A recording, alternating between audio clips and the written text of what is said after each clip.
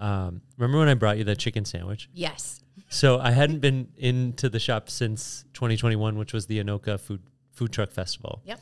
And then I saw Jude on Monday at the class last week and complimented him on like the art and the graphics and like how it, even talking to Tanner, like how many product, like the curation of the products, I think has really continued to elevate. Yeah. I mean, that's the natural elevation of things. Yeah. Yeah. Evolution. When you have a retail store, you're just constantly tinkering with what's inside. Yep. And, you know, the longer I stay there, the more and more it changes and morphs, and I become more and more comfortable with things. And I like change anyway. Yeah. So just bringing that element to the store is really critical. People come in, they have something new to look at. Yeah. This is my friend, Jamie. Oh, hey, Jamie. Hi, Tanner. Nice to meet you. Yeah. Should we get started? Sure. Yeah. Well, what I love about this interview is that, like, a lot of the times when we bring people in, honestly, sometimes I actually meet them for the first time in the studio. It's sort of like, hey, nice to meet you. Now let's sit down and tell me about yourself. But really this conversation is going to be way less of like, hey, so who are you? For us, and more sort of for them. But we're really happy to have you out here today and being able to talk about your story, what sort of brings you to the cannabis industry, and sort of what the future looks like. Not that we have a magic 8-ball, but looking into it a little bit. And I wanted to sort of start off by introducing a little bit about yourself. Sort of what is your introduction to cannabis and who is Jaime Croyle? Sure. My introduction into cannabis goes way back. Mm-hmm. Probably in the early 90s. I smoked a lot of cannabis in high school. I was one of the black sheep. So I was a heavy cannabis user until about my mid-20s. And then at some point, it started giving me a lot of anxiety. And at the time, I didn't even know what that was. But essentially, I quit.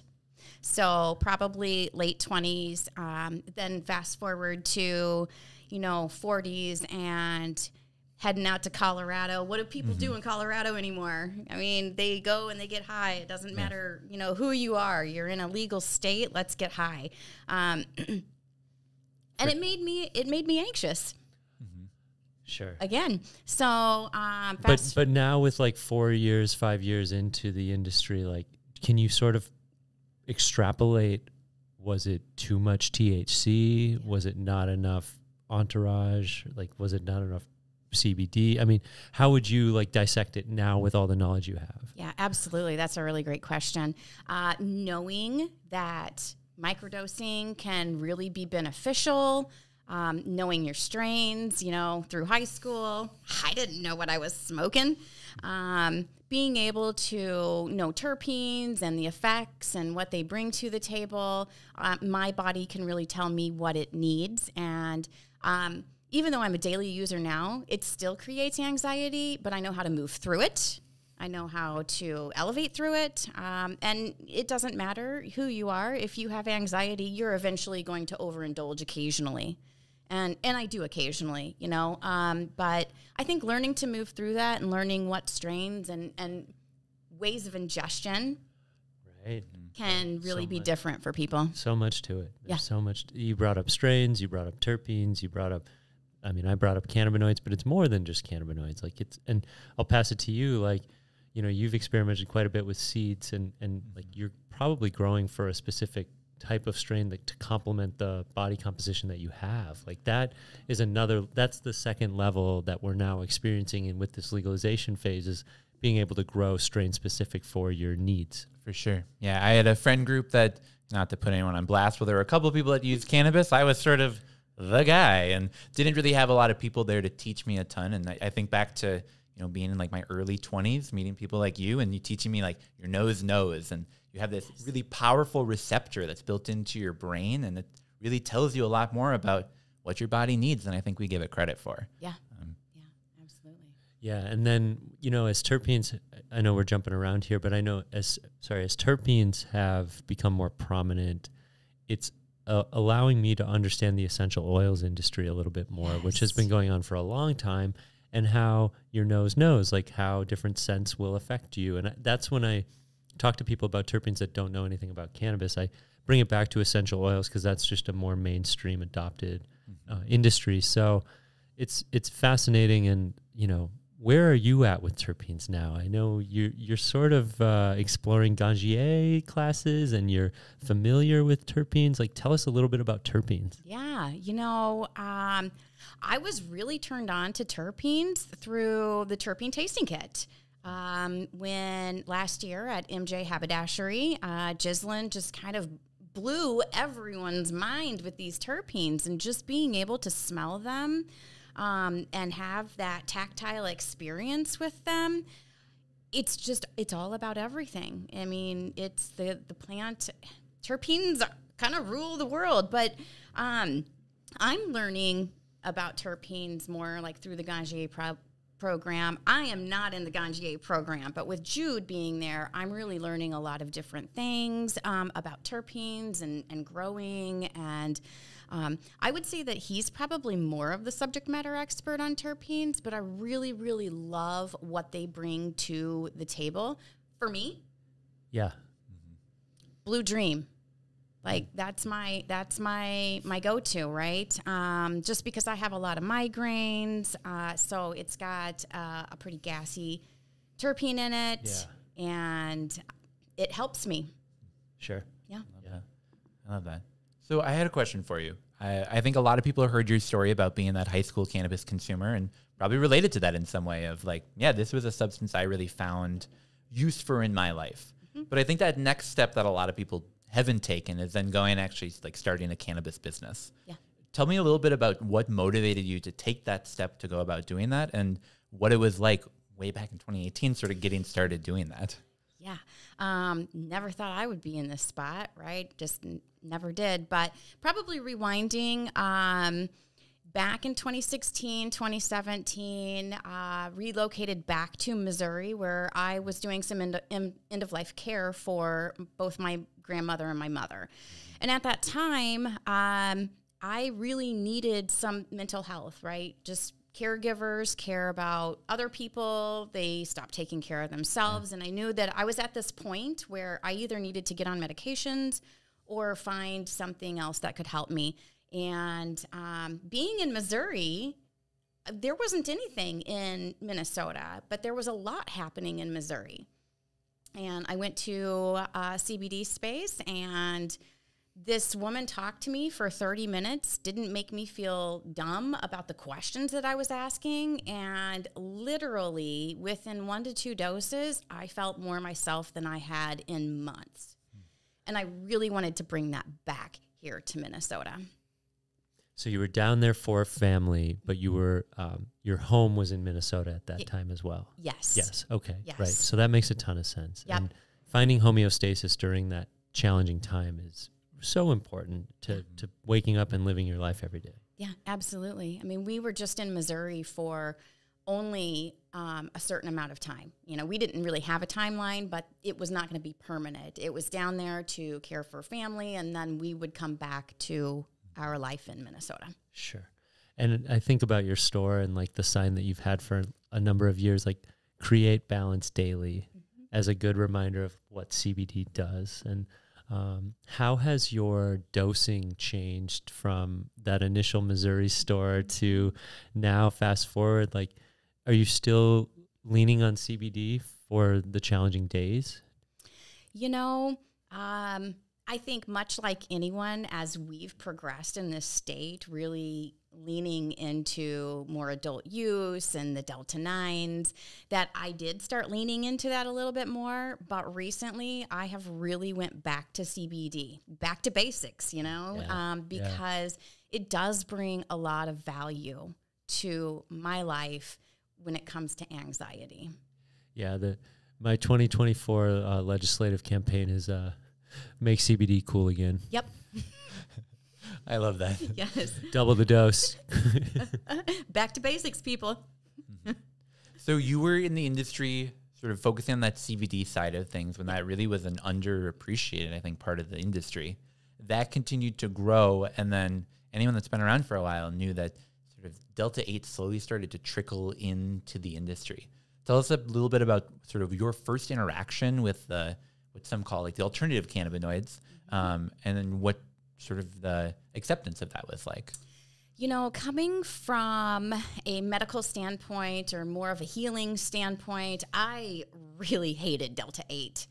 And then I saw a lot of colleagues in a lot of different places, as well as my clients coming in wanting this Delta 8. So that was an interesting time.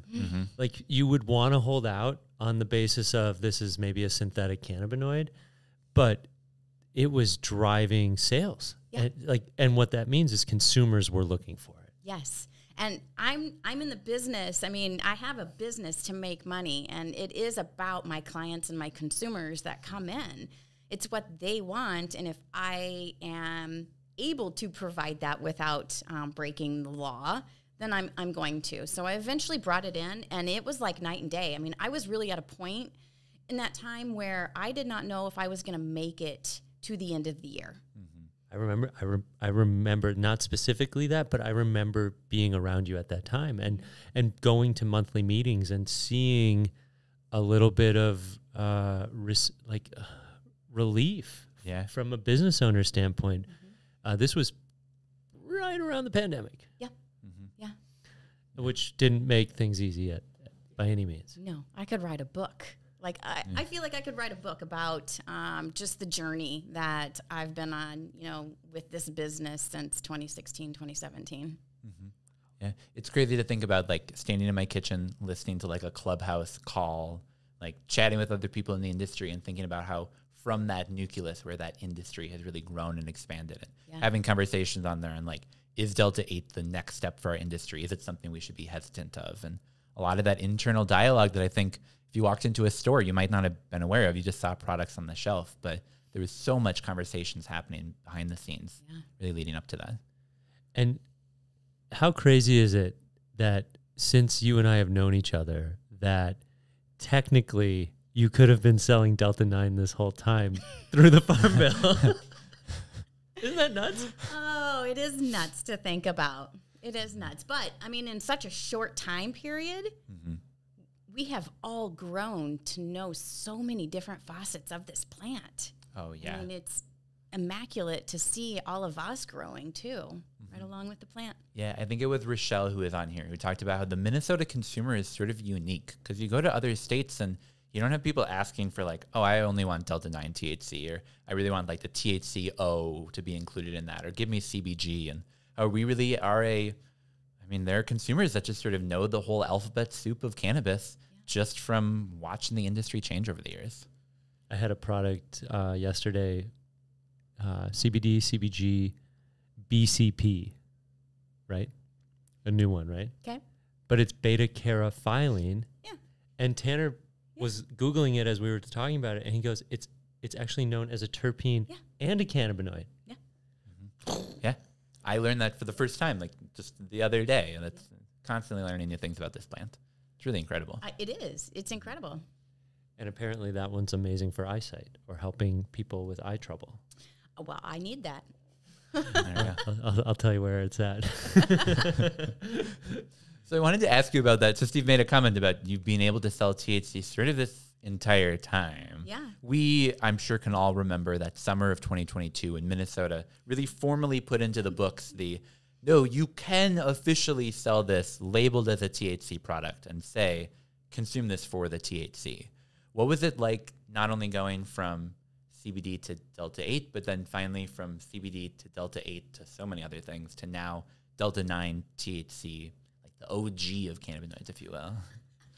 So many people don't understand that it is the OG of cannabinoids. But, I remember when that kind of came through, I was on a vacation for the first time in 4 years, right? And I was calling everyone like, can you work? Can you work? Can you please work? You don't need to know anything. Can you just work, please? Work. Yes, it was, it was a great time. It was a joyous time, but I was also on vacation for the first time in 4 years, right? Right, that's right. Where did you go? We went to... You tripped out west, right? Yes, and we went to the Bighorn Mountains in Wyoming. Cool. We really just kind of got in our vehicle and drove. right? We stayed in it. Yeah. Yeah, it was. Oh, that's right. Yeah, it was beautiful. It was like camp life, Jeep life. It was. Yep, it was Jeep life. Yep. Yeah, cool. Yes. So what was the feeling like? You talked about sort of like, honestly, like the sense of relief that sort of came from D8 being able to come in and sort of having this other route to be able to connect with customers. Was THC, Delta 9 THC, sort of like a similar feeling, or was that much more of like a monumental step forward? Sort of how did it feel to you at the time? I think it was very monumental. I mean, we're moving into what all of us have wanted most of our lives. So it was huge. And has the consumer changed? Yes. Let's like it went from I haven't said this one in a while, so I apologize. But it's like now CBD isn't the worst thing out there. And so like there's a new PG-13 movie, or there's like a new, like now CBD is PG-13, and like, so like it bumped everything to a little bit more approachable, right? So now you're probably seeing a more traditional consumer, but it's a non-traditional consumer to the cannabis space, right? yes, very much so. But you know what's funny? I still have people coming in. Well, do you have any Delta 8? Yes, it is interesting. I'm not rude, but I'm just like, nope, don't carry that trash here. Fair. Well, and I think that's how a lot of people, I mean, maybe didn't want to put it out at the time, but we're sort of feeling on like, God, is this the cannabinoid product of the future? Is this really where we want to go? I mean, I remember trying a D8 product for the first time and thinking like, well, it didn't really give me the effect that I want, but maybe that's just legal cannabis is Right? so. Yeah. I had a lot of people come in giving me scary thoughts on Delta 8, like just that they would have these blackout moments, that they would forget where they were at. So I started finding some things I really didn't like hearing. It wasn't, oh, it was a bad experience. It was like, oh, I was driving to work and I couldn't figure out where I was. What? But back to your other question. What was that again? I mean, just like tell us like I'm sorry. I'm trying to jump the gun, but like we all know who's buying these products. So like tell us a little bit more about like who's now comfortable buying these products, and is it different in Anoka, or do you think it's similar to your compadres around the Twin Cities? Oh, man. I would say that my demographic is mainly, and I don't want to say it's more male or female dominated, but it is definitely 40 to 65, right? We do have a lot of male and females coming in, but that age range, they do feel comfortable. I see a lot of older people. It's legal now, so I want to try it. You know, I'm okay. I feel comfortable. I'm not going to be discriminated against, or I'm not going to go to jail for wanting to make myself feel better. Yeah. So I see a lot of older folks coming in. It is called adult use. So it's funny that it's the more established adults that are taking advantage of adult use. Yes. Whereas like our demographics for video is like younger, but that's coming next. And so for now, how often do we talk to retailers and they're like, yeah, it's the older 60 plus year old people that are buying these beverages by the case, by the 6-pack. And I love that. Yeah. You know, it's just, but like that was not what the Delta 8 market looked like necessarily. No, not at all.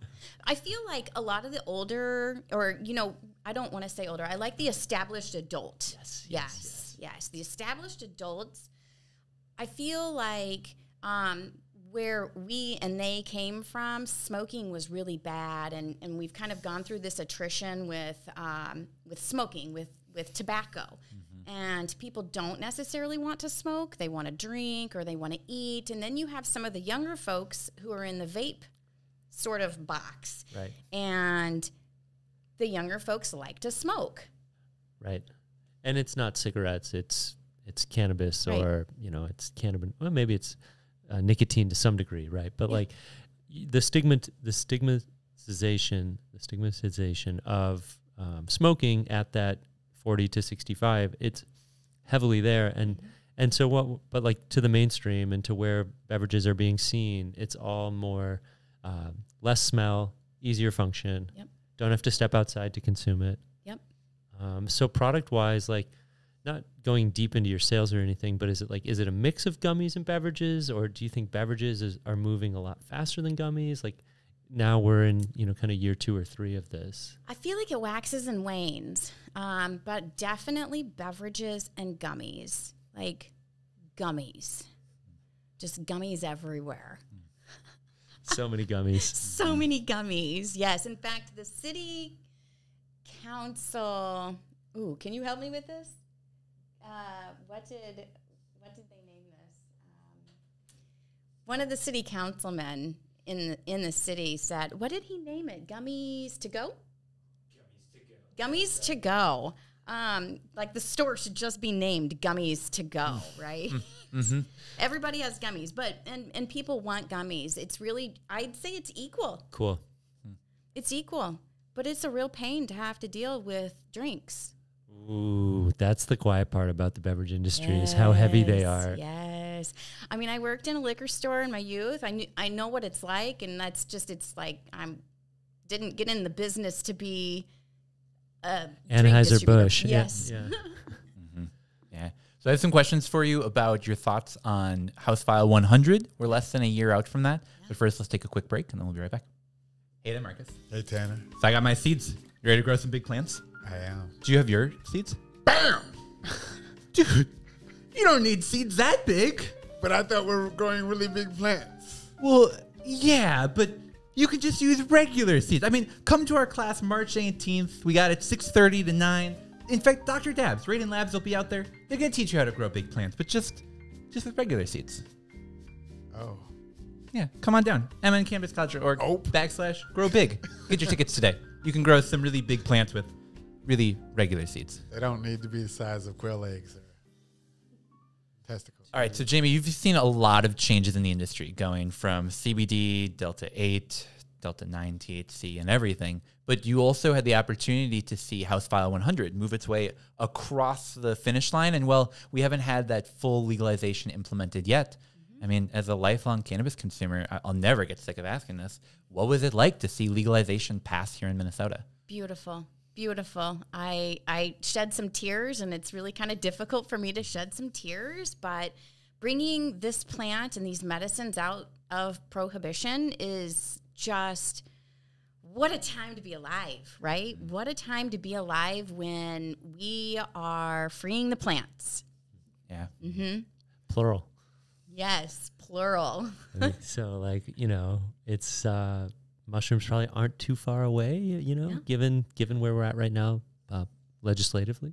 Yeah. They're exploring it at least, right? Hot on Miss Cannabis's trail. Mm-hmm. That's cool. So that's one thing that we've sort of danced around on this podcast generally over the last couple of episodes, but haven't really directly addressed, is that huge overlap between the mushroom and the cannabis industry. And while I think it's less talked about in like our legal adult use hemp side of things, we're seeing so much of an influx of people recognizing, no, like mushroom adaptogens really do have a role in our lives, and perhaps a role in cannabis products too. Yeah. What sort of has your thoughts been on that? Been on watching the industry sort of accept that, not new part of the bubble, but accepting it as part of our wider spectrum of cannabinoids? Yeah, I mean, that's a great question. I have moved from, just THC to, I call myself a cannabis and mushroom dispensary. So we're pretty much half mushrooms, half cannabis. Every day, though, someone thinks that I'm going to sell them a magic mushroom, and I am not. But really, there's a lot of education, but they have a really great symbiotic relationship. And I think just kind of starting to make people a little bit more comfortable with that. I do feel like the mushroom industry on the psychedelic space is kind of a little bit faster moving than it is in the cannabis space. We'll see probably a lot of changes even on the state level and national level, probably in the next 2 to 4 years. I personally feel like it will be a widespread turn where cannabis has been such a slow turn, for everyone adapting to it. And I think it is speeding up a little bit more, but I think we'll see a bigger flip in that space. Very cool. Yeah. Very, very cool. That's just my opinions. I mean, once you allow one plant and allow it to be studied and used, and it's safe in the framework that we have it would make sense. I mean, even if we're talking about chaga, reishi, cordyceps, like those are products you're able to sell at House of Oilworx, and you sell those. And I'm using the lion's mane right now. I need to be using one more drop so that I wouldn't have had to pause today, but no, those are great products, and I'm excited. I feel like we're in the early stages of mushroom products right now. Yes. We're like in the 2019 of mushrooms. So it's like, gosh, like what is my dose? I don't know. Yeah, absolutely. And there's no standardization. I know. So you don't really know what a standard amount to take on a daily basis is. And then you have a lot of, is mycelium good? Is the fruiting body good? Yeah.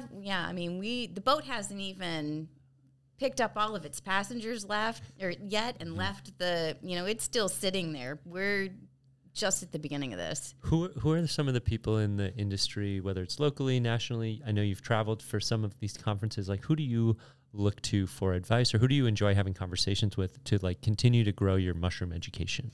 Oh, wow. I really love attending the big psych functions, especially on a local level. And then the past year, I've really been involved with an institute out of the Netherlands. I've done some training under them. And then I've recently started just probably this week another program that is U.S.-based. So I am pretty tapped in on a local, national, and international level. I love talking about mushrooms all the time. Cool. Yeah. Have you met Marcus Harkis? Oh, yeah. Yes, I have. It's too bad Marcus isn't here for this. I know. Just this specific question, he would be all over. Yeah. But I can hear so many rhymes in sort of what you were saying to like the CBD industry of 2018, where, I remember buying gummies at the time, and some were 300 milligrams of THC in one gummies. Others were, hey, this is a CBD gummy. I don't know the dosage. It has CBD in it. To now today, where I can buy 5 milligram CBD gummies that are so micro dose that it really have so much control over it. Yeah. I really do see the future of mushrooms sort of moving in that direction. Yeah. We'll see. Yes. Yeah. Just because they're both plant medicine, right? So now, like in our society, people are microdosing plants in a legal framework. So it's like 2 to 4 years. I like that. I think we'll see a lot of progress in 2 to 4 years. Oh, yeah. Absolutely. So I had another question for you. Right after legalization, there were a lot of people here in the cities that were super excited and celebrating and running out in the streets and like ripping dabs in the street. I definitely wasn't doing that. August 1st. Yeah. But you've talked a little bit about how, you go up just 40 minutes and suddenly you're in a totally different sort of cultural environment, and how maybe the city of Minneapolis is super accepting of people coming out and selling cannabis products however they want in the streets. City of Anoka maybe has a slightly different take to it. Can you tell us a little bit about what it's like to be a cannabis operator outside of the Twin Cities here in Minnesota? Hard. Okay. Yeah. Yep. Summarizing it very nicely. Sweet. Next question. No, that's good. Yeah. I mean, there are a lot of red or purple at best towns on the outskirts of the Twin Cities. Yeah. My relationship with the city has been very close. I'm a very transparent person. That's, House of Oilworx was built on transparency. I even told people I didn't like selling Delta 8, but they didn't care. They wanted it, and I'm happy to sell it to them. But just really being transparent with the city and keeping them up to date on the changes that were coming has really helped that scenario. But then as we do move through this, we're the first state to allow for municipalities. So this is going to be something that I'm keeping my eyes on, because the city of Anoka has really stated in the past that they want a municipality, and they also want no private entities. So I have options. Do I stay and fight? Do I relocate, right? There is a need for this market in Anoka, and I pretty much am established there. People trust me. The clients trust me. Right off Main Street. Yep. So they are very welcoming. I feel like I can have candid conversations with the city, which is really great.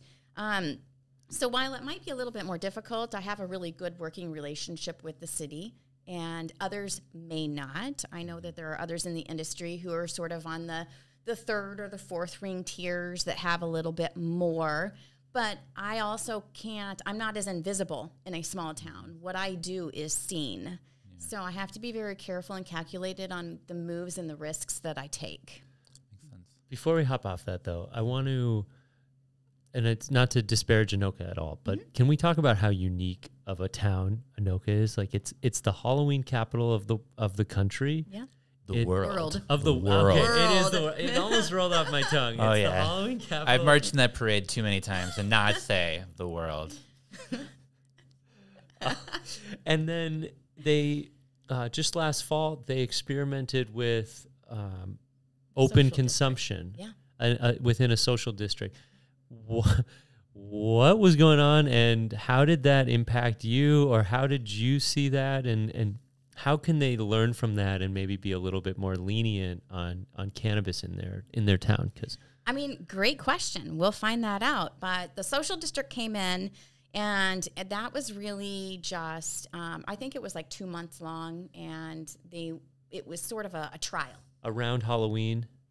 It was before Halloween. Okay. My own opinions, like, why wouldn't you take it all the way through Halloween? But I think that there was a standard timeline in which they had really decided they were going to try this out. Okay. And it worked really well, I think, for what they wanted. So people could come into your House of Oilworx with a drink? Not this go round. Okay. On the side of Maine that I'm on, they didn't want people crossing the main street intoxicated. Okay. But when it's implemented this spring, it will encompass my shop, my area, that side of the road. So there will be impacts.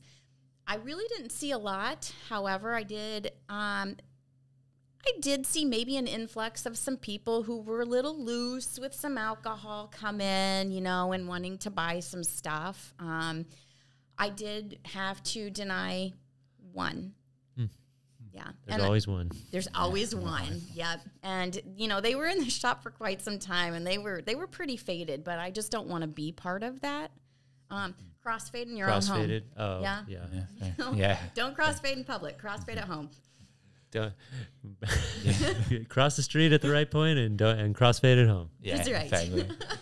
So you touched on the communication, the transparency. I think what we have as inevitability is that here in Minnesota, we're going to have a lot of red communities, red cities and townships that are suddenly going to find themselves home to a cannabis dispensary because we in Minnesota, we don't have that cap at 0, but at 1. What advice would you have for someone who's maybe moving to rural Minnesota or living in rural Minnesota saying, hey, I want to be the cannabis shop in my town? After years of doing that, what would you tell them? Make sure that you're ready to have these conversations with the city, candid conversations. Someone who's starting up a business, education should be key, and that doesn't stop in our cities. Even in the bigger cities. I mean, just being able to have conversations with these other humans about what it can and cannot do. When you establish trust with those municipalities, then they are going to trust your business. And that's the number one thing is, just make that connection with your community and with those who run it. That's really cool. You can't just think you're going to waltz in or just set up shop without having candid conversations and being transparent and educating and helping them learn what's about to happen, because this is a new industry. This is the first new industry of our lives in a sense. Nuanced, but yeah. Yeah. I mean, when I talk about the transparency, when it switched from Delta 8 to Delta 9, I literally went to the city and said, this is happening and I'm doing it, and they're like, well, as long as you're not breaking the law, we're fine with it. But as things have progressed, obviously, they're learning more, but they really didn't even know about it. And I think a lot of these municipalities and cities didn't even know what was hitting them, when it was there. So being able to bring that to light before it actually hit gave them a little bit of time to figure out what was going on. Yeah, it makes a lot of sense. Very, very cool. Well, so one question that I've had in my mind a lot is, you've talked a little bit about some of the changes that have come up in laws over the years.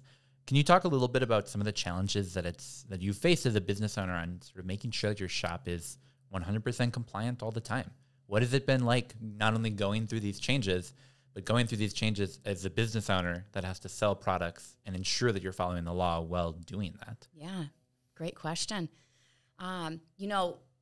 I have a lot of people come in and they might ask for something. I kind of just we let clients know, the whole team lets clients know, like, if you do not see a product here, especially in the next couple of years, it might be because that manufacturer had to pull it and make changes to the label or the packaging. So just give it time, because we're in a transitionary period. The best thing I ever bought was a label machine. Yeah, on the spot. On the spot. I do not know how many times I have had to change labels. In fact, I'm changing labels right now, as we speak. So just being able to adapt, make sure that you can find a mentor that can help tap you in to ensure that you are flowing through this really crazy time above water instead of being caught in the undertow. Mentorship, pliability, and a label machine. That's great. That's great. People can get the Minnesota Cannabis College branded label machine in our shop today. No. It's a collaboration with House of Oilworx. Yeah, right. Yep, exactly. Honestly, talk about a more valuable tool you can give a business owner is making sure they're legally compliant at all times. Yeah, I mean, and with all of these changes coming up. So last week I found out that apparently the oils can't be ingestible. You cannot give information on how to take CBD oils anymore. And if it says sublingually, then that makes it wrong. And if you just say to put it down the gullet, then now it's a drink. And if you have 100 milligrams in a bottle, then that's wrong. Yeah. So, the new advice is just don't give anything on the label on how to take it. Right. Okay, well, now I have to make all new labels, right? I mean, what is a business going to do? Labels are expensive. Yeah. You know what else is expensive? Name tags. Since the pandemic. Really? Like when we've had conferences and stuff, like the name tags are astronomical. Yeah, it is. From Office Depot, it's just like nuts. It's like, so it's like also tickets, like when we've had, I don't know. Oh, yeah, like the little things, just like party stores are just making it's bonkers how much overpriced that type of stuff is anyway. So post-pandemic and world. You can't plan, like sometimes things change. So that was my one question is like, sort of how are you staying up to date? Not naming specifics how you do it, but like general rules, like how do you stay up to date on changes with the legislature and with the OCM? Yeah. Well, I'm subscribed to the OCM. So, they're still telling me if you're selling cannabis products, you $10,000 fine. Make sure you tell us you're selling it. But probably the OCM, just being very tapped into the community, really, that's where I say like a mentor is good. Someone who doesn't really know anyone in the industry is going to have a hard time staying up to par. Or let's just say that you're, I don't know, a video store that wants to sell gummies, right? Mm-hmm. Like Family Video. Well, I shouldn't say like names. Blockbuster. Yeah. How are they going to? They need to find someone within the industry to really help them navigate it. So going to Canna Connects, right? Going to MN Cannabis colleges, going to all of the events and the education that we are offering as an industry is really critical, making sure that you are keeping up to date. Yeah, and we're working on ways to make that even easier because, like, House of Oilworx or you and Jude, like, you guys are model citizens for supporting us, Canna Connect and Minnesota Cannabis College, and we're working on how do we bundle some of the programs and the events and the education that we put out so that it feels better for you. So it's kind of like how you end up paying for Hulu, Disney Plus, Netflix. Like we're working on a program right now called Friends of the Minnesota Cannabis College, and it's going to make it easier for the good people in this industry to stay up to date, to stay connected, to stay informed, and to connect in person. Yeah. And that's what's so fun with Tanner and I working together is we're able to bring events and education all under one roof. Yeah. I mean, the education and the events are critical. Even for, you know, an old timer like me, you still have to stay connected because this is such a fast moving industry that we just need to make sure that we are there to learn. I mean, I could be connected as I am, but still I'm learning new things every day. Yeah. Wow. Well, Jamie, thank you so much for coming on. I mean, it's such a fun time being able to take some of our conversations that we might have behind the scenes and put them here in front of the camera and in front of microphones. So thanks again so much for coming out. Thanks for having me. For people that want to keep following along with House of Oilworx, obviously they can stop by your shop in Anoka, but where else would you send them to hear about some of the things that you're doing? Instagram, House of Oilworx, houseofoilworx.com. It's a great brand. Support them, check them out online, come visit them in person, and say hello when you see Jamie. She's got red hair. Thanks so much, Jamie. Thanks for having me, guys.